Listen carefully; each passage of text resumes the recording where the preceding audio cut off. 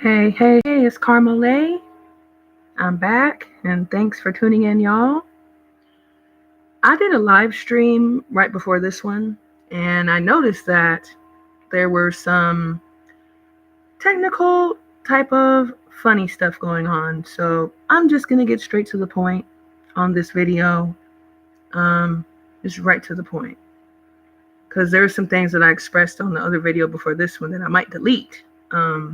The title of that is Too Much Corruption, but I might delete that one because the stuff that I really said that really mattered actually was towards the end. And I noticed that when I was on that live stream before this one, um, I was live for like 50 something minutes, but when I went to go back to my video when I was done being live, it only said I was on for 35 minutes. So I already know that there's some gang stalking, hacking ass shit going on. So I'm just going to get to the point on this one and express what I need to express kind of short. Okay.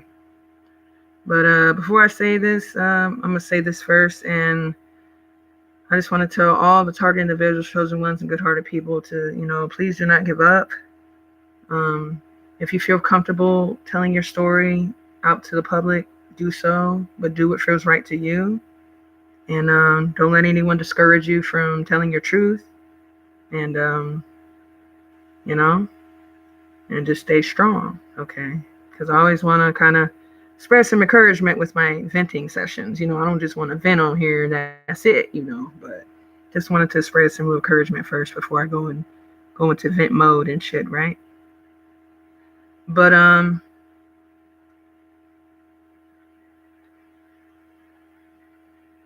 Carmolaye is a name I used online that I have been using online, but Carmo used to be a nickname that one of my former friends used to call me before I stopped being friends with him, back when I lived in California some years ago. And Carmo, that nickname kind of stuck to me, so I came up with the name Carmolaye, on the internet and stuff. So I started using that on my Facebook and Instagram, stuff like that. And stuff like that, And then I ended up losing access to my Facebook page that I've been having since 2010. I lost access to that Facebook page back in actually a year ago, December of last year, actually. And then I made a new Facebook page back in April of this year, promoting my podcast and all that stuff, whatever. So I kind of made it to a business type of professional page or whatever. But anyway, the A in Carmolaye it stands for my first real name, April. My real name is April Breland.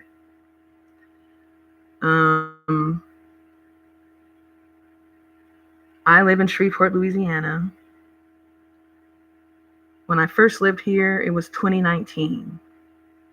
And there was this female that, used to know my mom before she passed away. And she kind of befriended me online for some years, kind of like an associate, And I told her that I wanted to move out of Bakersfield, California back then in 2019, but I was considering going back to Texas. And the lady ended up suggesting me to live in Bossier City, Louisiana. And I'm like, I've never been in Louisiana before. I'll think about it.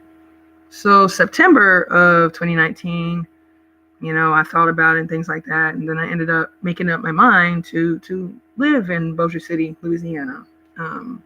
So October of 2019 is when I first moved to Louisiana area.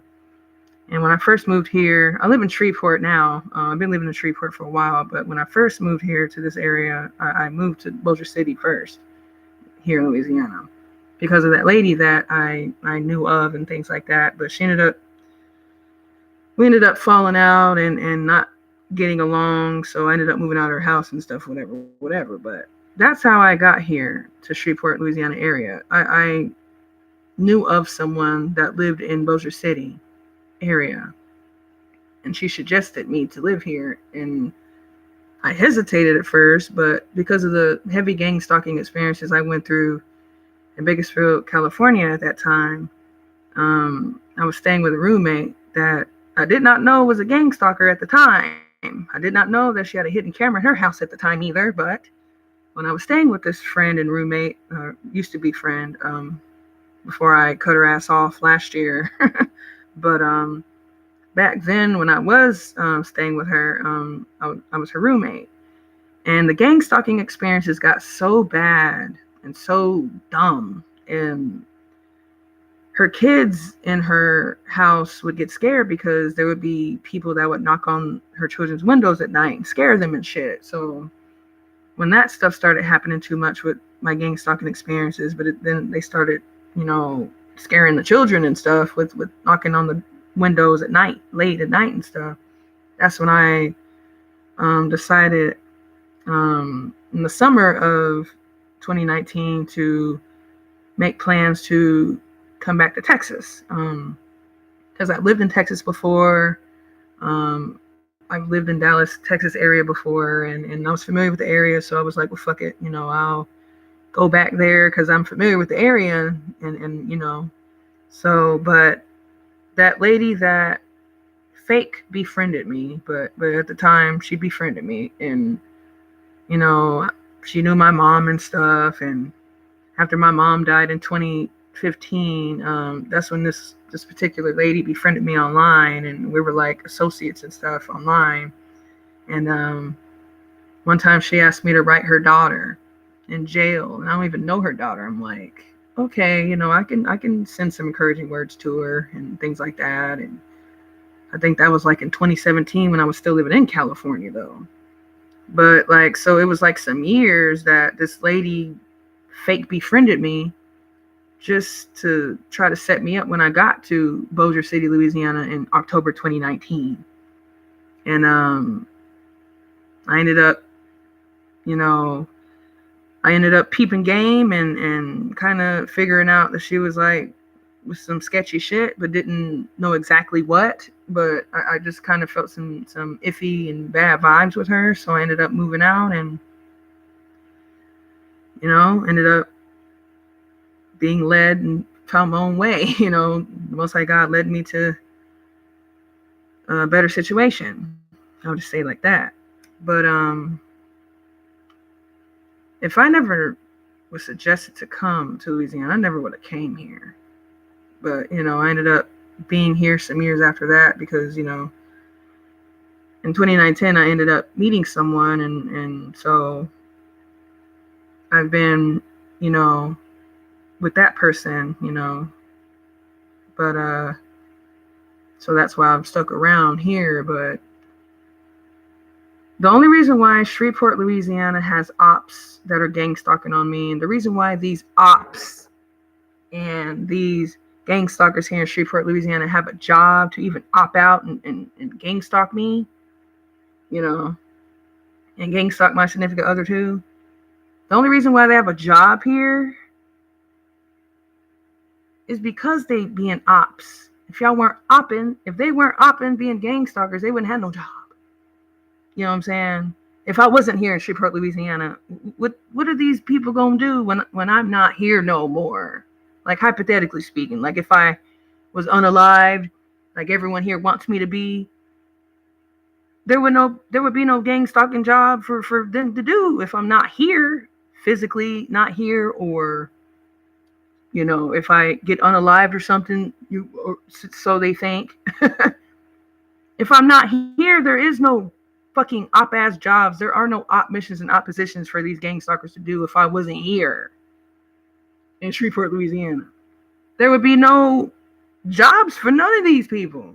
The gang stalk. There would be nothing if I wasn't here.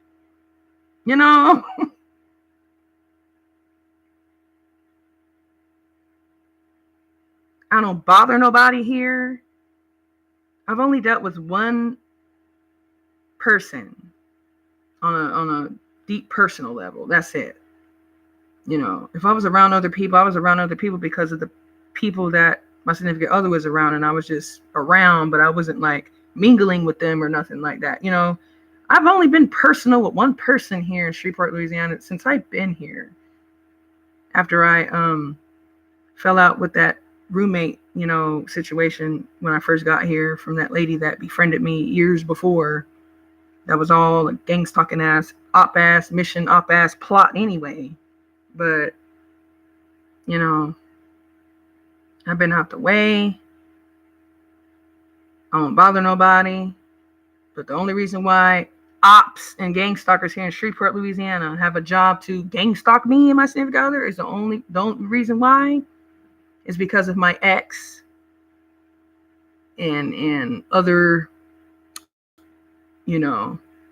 secret society groups here and all that shit. Just have to come together and come and have this big plan to off me and make sure I'm unalive, make sure something happens to me and this and that. For what though? What lies were said though? I know some of those lies. Only because of a spiritual reason how I know it, but there was a lot of lies told on me for these ops here in Shreveport, these gang stalkers here in Shreveport, Louisiana. There's a lot of lies told to them to make them help to do this shit. But if they would have found out all of the truth, shit would be real different right about now.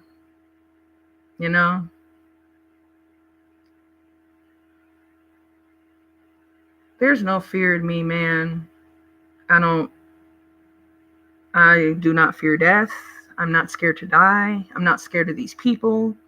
The reason why I've been in isolation for a long while is because I'm containing myself, because I know me and my anger and what rage I have in me. And I know the things that's been on my mind that I've been healing and stuff like that. Like all my children being unalived one by one and finding that out in spiritual ways and things like that. I don't have time for a motherfucker a gang stalker here in Shreveport to just come up to me and orchestrate some shit in the store. Like all that shit I used to go through in Bakersfield, California in the store. A lot of shit be orchestrated. Someone arguing with you, someone bumping into you, and all that gang stalking ass, op ass tactics and shit, I ain't got time for that shit around here, man, because I know the rage in me, man, and I know the shit that's been on my mind, especially about my children's wrongful passings that have no justice for that yet. And I choose to be in isolation, and I embrace that shit because I know the rage within me that I would unleash for anyone that tries to harm me here. And fear been left me, man. Fear been left me when I was in California. I thank God for my protection every day, and I never take that for granted. But I still stay ready so I don't never have to get ready. I stay ready so I never have to get ready.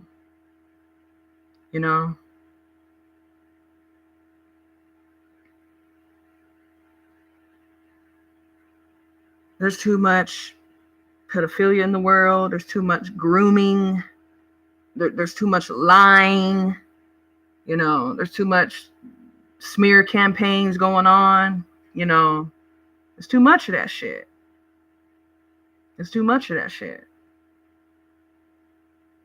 But when shit hits the fan, when that well runs dry, and when some of these people's luck run out, when it runs the fuck out, it's going to be a drought. And it's going to last a long fucking time. And I'm not going to have no sympathy for nobody. If they deserve that, they deserve that. My kids didn't deserve to be unalived one by one just because they were with people that were greedy and malicious and all that fuck shit. And they wanted to sell my kids' organs and all that. So the guardians they were placed with just made that life and death decision for them. That's the type of shit that be on my mind, though. I'm healing from it. I accept what is. I pray, but I be ready for action every day. Every day, every night. And there's no fear in me. God got me. And there's nothing haters can do about that.